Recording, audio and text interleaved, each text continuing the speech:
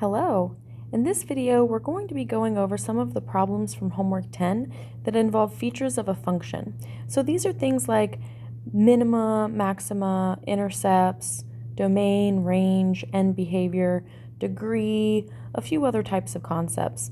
And you already know most of this stuff, so hopefully this feels like a review. So there are a lot of notes up on your screen right now. It would probably be a good idea to either pause your video and write some of these things down, or to pull out your cell phone and snap a picture of these. These are all notes that it would be wise to have on hand when you're doing your homework. So I'm going to briefly remind you of what all of these are. If you see roots or zeros, they're referring to what happens when you set f equal to 0 and solve for x. So we have a lot of options for how we can do this. A lot of problems you can factor. Some problems, like quadratic equations, you can use the quadratic formula or complete the square. But then if you're given a graph instead, you can find roots and zeros by just looking at the graph. Roots and zeros are the x-intercepts. So a lot of different options for finding these. Another feature of a function that you might be asked about is the y-intercept. That's what you get when you set x equal to 0 and solve for y. So it's kind of the opposite. For roots, you're setting y equal to 0 and solving for x. For y-intercepts, you're setting x equal to 0 and solving for y. Another thing you could do if you're given a picture is you can find the y-intercept by just looking at the graph and seeing where your function crosses the y-axis. The next feature of a function that you might see in a question is about the function's end behavior. When you see a question like this, what they're really asking you is what's happening on the left and what's happening on the right. So the notation, as x approaches negative infinity, y approaches blank, what they're asking you is, if you look to the left, is our function going up or down? If it's going up, y is approaching positive infinity. If our function is going down, as we look to the left, then y is approaching negative infinity.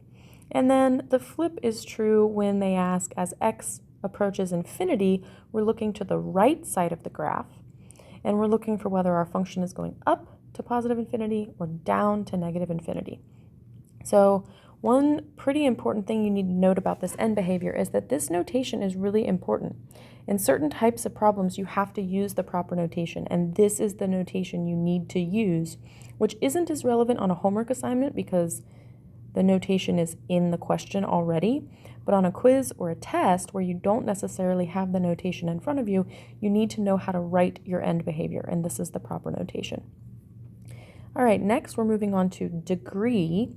The degree of a function is its variable's largest exponent. So find your leading term, the term with the biggest exponent in it, and whatever that number is, that's the degree of your function.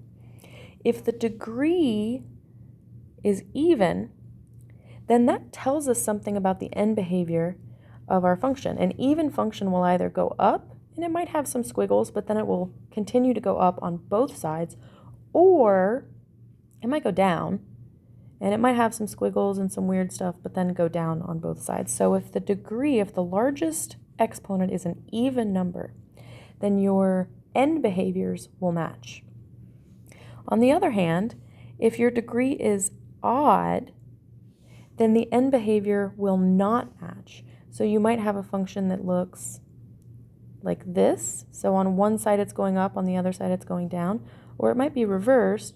You might have like up and then down on the other side. So I drew in some random squiggles so that you know there might be some other stuff going on in the equations, but we're looking just at end behavior. So we're going to use these features in a lot of the questions from homework 10. There are a couple of other, lots of notes here. Okay, a couple of other features of a function that we want to point out. The next one are local max and local min.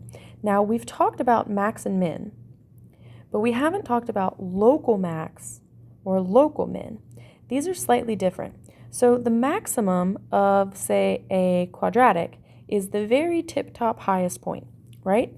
But now we're going to be looking at functions that are a little bit more complicated. We might have something like this, where this is our function. What about this point right here? That is not a maximum. It is not a maximum because there are other points on this graph that are higher than it, like these points up here that are a little higher. And in fact, this arrow points forever in that direction. So there are tons of points that are higher than that one point. So this is not technically a max, but it is a local max. So local mins and local maxes are going to be, I like to call them tops of hills. So this would be a top of a hill, or bottoms of pits. So this would be the bottom of a pit. So they kind of look like a max if you only look at the space kind of right around them. So if we're just looking at sort of this area right here, then that point is definitely a max. So we call it a local max. And local mins are very similar. The next two topics are intervals of increase and intervals of decrease. So I'm going to draw just kind of a squiggly random function here that goes on and on forever. When we're looking at a function and we're describing its behavior, we always look from left to right, like you're reading a book. So start on the left and look right. So as you're reading this function, we're going to look for places where our function is increasing. Well, as we go from left to right, it's increasing if it's moving up as we go from left to right. So from here to here, it's increasing. But then, as we read from left to right, it begins to decrease on this section. Then it goes back to increasing. Then it goes back to decreasing. So ups and downs, back to increasing.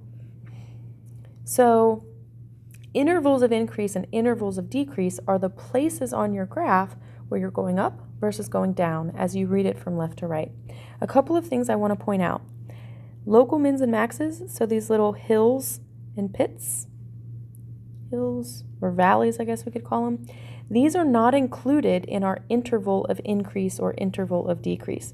So as I draw this, pay attention, we're going up, and then we hit this maximum point, and then we start to go down again. But this maximum point right here, technically that point is flat. Once you get right up to the tip top of that little local max, that is going to be flat. So that exact point right there is not part of the increase or the decrease. So when we're writing our intervals, we're going to use parentheses. So for this first bit here, we would say, negative infinity up to whatever this x value is. Let's call it, -3. We'll say that's -3. So we would write it, it's increasing from negative infinity to -3, but it doesn't include -3. So be careful with your interval notation on those types of problems. So you'll see all of this stuff in practice as we work through some of these examples from the Homework 10A common version. So from that common version, we're given a question here that gives us a graph of a function, an image, and we are trying to identify some of the features of the function. So part A asks us for the end behavior. For end behavior, we want to write this in the proper notation as x approaches negative infinity, that's on the left, y approaches. Now what's y doing? As we look to the left of our graph, our function is going down forever. So y is approaching negative infinity. Also, we need to look at the right side of our graph as x approaches positive infinity. That's the right side. Our y is approaching positive infinity because it's going up forever. Part B asks us for domain. Now, the domain of a continuous function like this is just all real numbers. This hopefully is review. We don't have any breaks or holes or gaps or jumps in our graph, so this is a continuous function with a domain of all real numbers. You can write it like this, or you can write, they want you to write it in interval notation because that's how they wrote the answer box. Part C asks for the range. The range, we're looking at all of the y values now. So our y values, since our function has end behavior that goes to negative infinity on this side and positive infinity on this side, plus we hit all the y values in between, our range is negative infinity to infinity as well. Part D asks us for roots or zeros. The way we find this algebraically is we have to let our function be equal to 0 and solve for x. But we don't have a function. There actually is no function written anywhere. They don't give us an algebraic function. Instead, they give us just a picture. So another way we find our roots or zeros is we look for x-intercepts. And we've got one here, here, and here. Those x values are -1, +1, and 3. We always list them from low to high, from left to right. Part E asks us for the y-intercept. Same issue here. We have to just go off of the graph. So here's our y-intercept, and it's really hard to actually see what that point is because it's obviously some sort of fraction and it doesn't fall on a perfect intersection. But notice in the answer selection, they are giving us a drop-down menu. So they're actually going to let us choose the y-intercept from a list. So just find the one that looks pretty close to where that is. I would estimate that it's about 0, I don't know, 1.3 or so. So just select the option from the drop-down menu that looks closest to that. F is asking us about local max and local, F is asking us about local min. So a local minimum is going to be the bottom of a little pit. So it's an area that looks like a minimum. It's not technically a minimum, but it's pretty close. But it's like this, both sides kind of go up around it. So it looks like a minimum if you're only looking at the small area right around that spot. So this is a local minimum, and we are looking for an ordered pair. So we're looking for the x comma y, the ordered pair that is represented by. I think it's about, I don't know, 2.1 comma -1.5. But again, the question is giving you drop-down menus, so you're going to select the values that look pretty close to these values. And finally, we've got a question about our local max. This is a very similar problem. We're looking for the top of a hill. Even though this point isn't technically a maximum because there are other values up here that are taller than it, it's still a local maximum because it's the function around it goes down on both sides. So this is the highest local point sort of in its little region. So I think that ordered pair looks to be about -0.1 or maybe -0.2, 1.5, something along those lines. So try to select values from your drop-down menu that look pretty close to that. And I think that's the last part. Yeah, that's the last part of this question.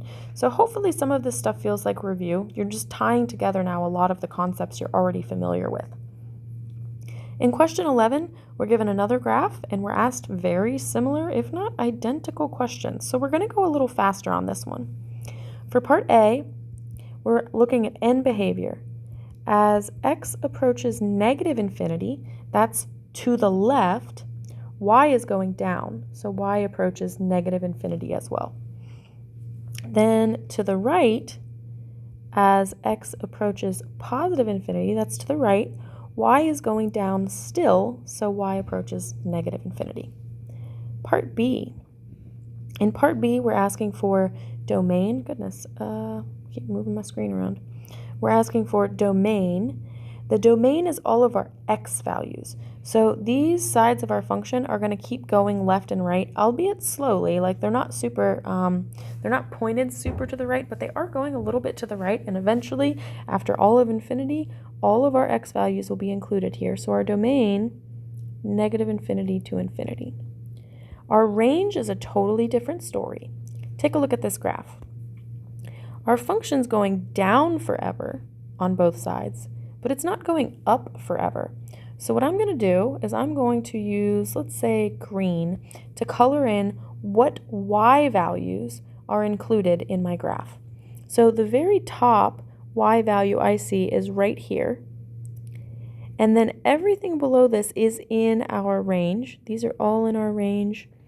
And notice the arrows at the bottom of this function. We just assume that these go down forever. All of these values are going to be in our range. All the way up to, what is this? Positive 1, 2, 3, 4, 5, 6, 7, 8. So that's positive 8. So when we go to write our range, we start at the lowest value. So we would start at negative infinity. That's what this arrow represents, negative infinity. And we go all the way up to positive 8. And positive 8 is in our range because this point is in our function. And so 8 will get a bracket.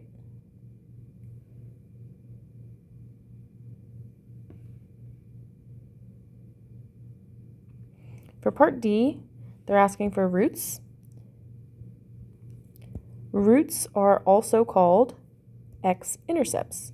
So we could find our roots by figuring out where our graph touches the x-axis. There are 3 spots where that happens. X equals -1, +1, and 1, 2, 3, 4, it looks like. We always list those from low to high. Now for part E, we want to find the y-intercept. So this is a matter of finding where our graph crosses the y-axis. And this, to me, it looks almost like it crosses exactly at +2. So I think our answer here is 2. But again, there's a drop-down menu. So if 2 isn't on the list, if you just have like, I don't know, 1.9 or something, go with the one that's pretty close. Okay, F and G are asking us for local mins and local maxes again. So you can have more than one of each type. So if we're looking for local mins, we're looking for kind of the bottom of a pit, and I see 1 here. They want us to write these as an ordered pair. So our local min is at the point 1, 0. And our local maxes are these little hilltops here and here. So if we write these as ordered pairs, again, we have to kind of guess. I think that's like -0.3-ish, comma 2.3. I don't know, I'm estimating. And then the other one looks like it's, yeah, we'll call that 3,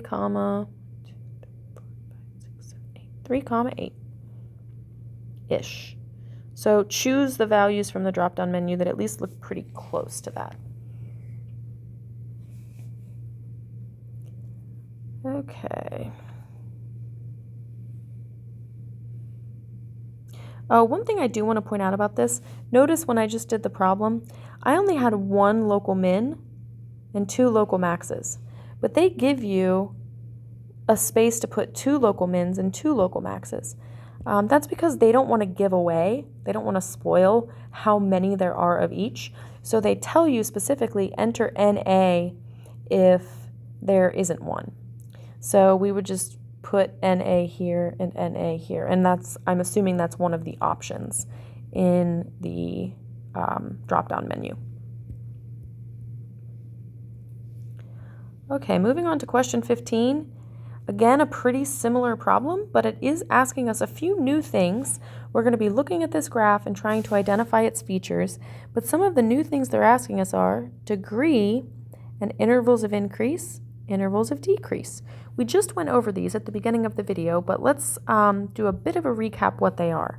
The degree is the largest exponent in your function. Now, I didn't mention this earlier, but you can tell what the degree of oh, wait, I did mention this. Okay, so this isn't written here. This is important. We need to know what they're asking us. So this drop-down menu contains even and odd. Those are the answer choices. So they're asking us in this question whether the degree is even or odd. We can't tell exactly what the degree is. Like I couldn't be like, oh yeah, this is a degree 6, but I could tell you if it's even or odd. And that has to do with end behavior.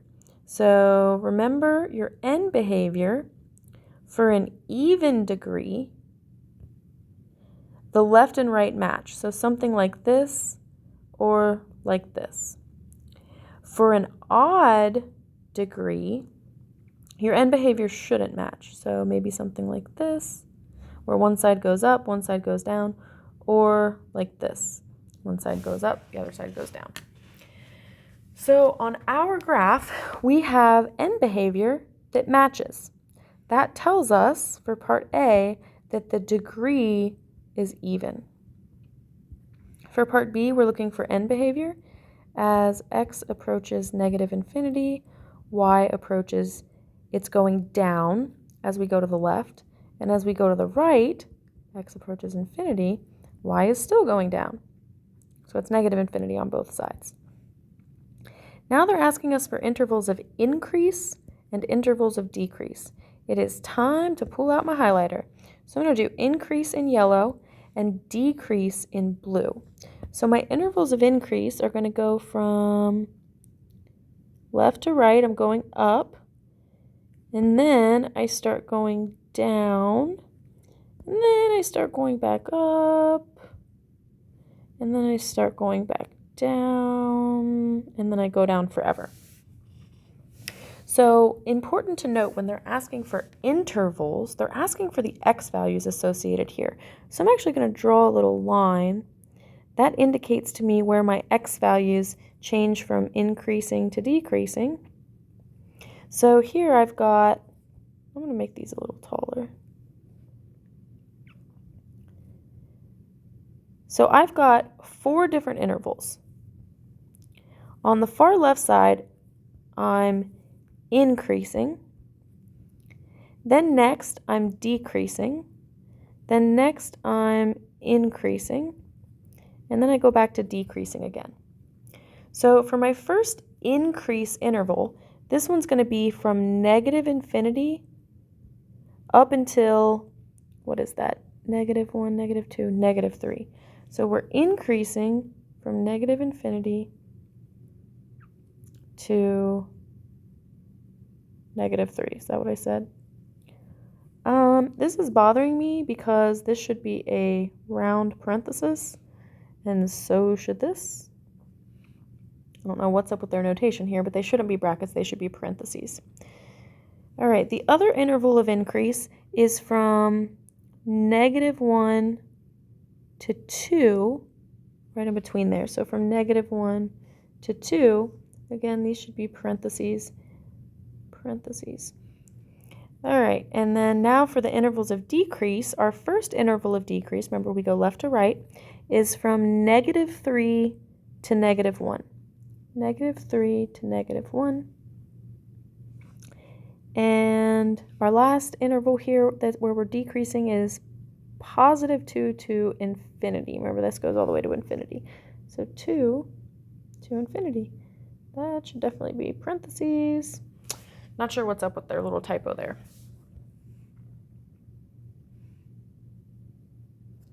Question 18 is asking us to answer a lot of the same types of questions, but this time we don't have a picture.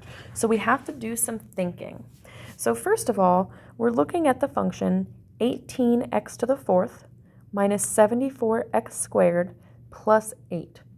They want us to find the characteristics by either factoring, completing the square, or using quadratic formula. So for the first question, find the x-intercepts. We need to set q of x equal to 0. So I'm going to kind of come up here because I didn't give myself a lot of space to work. So we'll say q of x, which is 18x to the 4th minus 74x squared plus 8 equals 0. And we need to solve for x. We have 3 choices. We can factor, we can complete the square, or we can use the quadratic formula. Personally, I think the easiest way to do this problem is factoring. So first I'm going to factor out a 2. That'll leave me with a 9x to the 4th minus 37x squared plus 4. And then this factors pretty easily. To get a 4, let's see, we'll do 9x squared and x squared to get the 9x squared. And then to get a 4, we're either going to need 2 times 2 or 4 times 1. I'm going to use 4 times 1 because that'll give us the 36 and 1x squared that we need if they're both negatives. So that was just a factoring problem. I'm sure you guys have lots of practice doing these. If you're not super comfortable with factoring something this size, just use the quadratic formula. All right, next we can continue to factor. 9x squared minus 1 factors into 3x minus 1, 3x minus 1, and x squared minus 4 factors into x minus 2, x plus 2. Oops, one of these should be a plus. So now we're looking at 4 different factors. 1, 2, 3, 4, and we can set each of these equal to 0. So 3x minus 1 equals 0, 3x plus 1 equals 0, x minus 2 equals 0, and x plus 2 equals 0. So we're going to get 4 answers. X equals 1/3, x equals negative 1/3, x equals 2, and x equals negative 2. So we need to put all 4 of those in our answers, in our answer box, but they tell us to do it from smallest to largest. So make sure you write them in order from smallest to largest. So our smallest is negative 2, then negative 1/3, then positive 1/3, and then positive 2.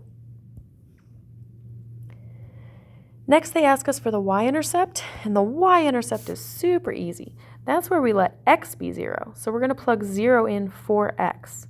That'll be 18, 0 to the 4th, minus 74, 0 squared, plus 8. Well, 0 minus 0 plus 8 is 8. That's very easy. So 0, 8 is our y-intercept. They ask us if the degree is odd or even. Well, that has to do with your biggest exponent, which in this case is a 4. That would make this even. And you would just select that from your drop-down menu. Finally, they're asking us about end behavior. So for end behavior, we have to know what's happening toward the edges of our graph. So I'm going to draw a quick little graph here. We don't know exactly what our function looks like, but we do know that it's an even function, which means our end behavior, they're both going to go up or they're both going to go down. And there might be some squiggles in the middle here, and we don't really know what it looks like, but our ends are both going to either go up or they're both going to go down. So how do we know which one it is? That's where you look at your coefficient. If your coefficient is a positive number, then you're looking for a kind of upward facing, concave up, so to speak, shape. So the end behavior on both sides, based on 2 pieces of information, based on the positive 18 and based on the even 4, we can tell what our end behavior is going to be on both sides. Positive infinity, positive infinity.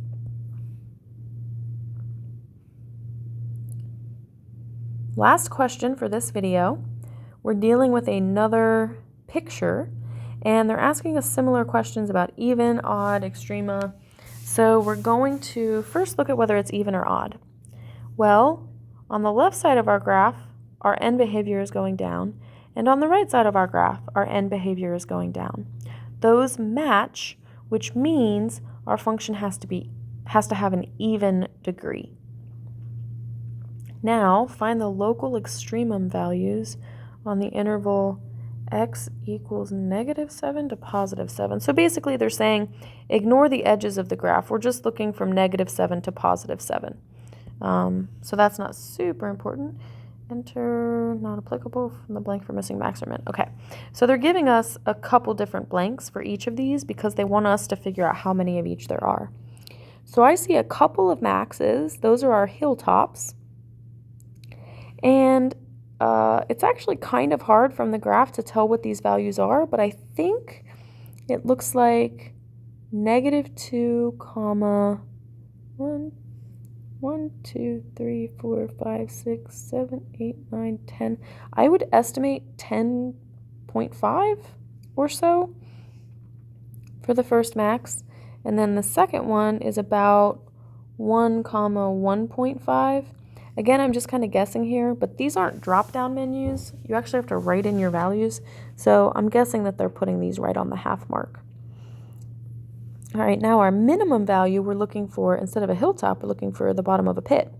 And that just so happens to be at 0, 0, which is nice and easy to see. And there is no other minimum. There is no other bottom of a pit. So you would need to write not applicable in both of these blanks. And there you go. That was hopefully largely a recap, but also just great practice for some of the more intricate work on understanding what functions look like and how they behave.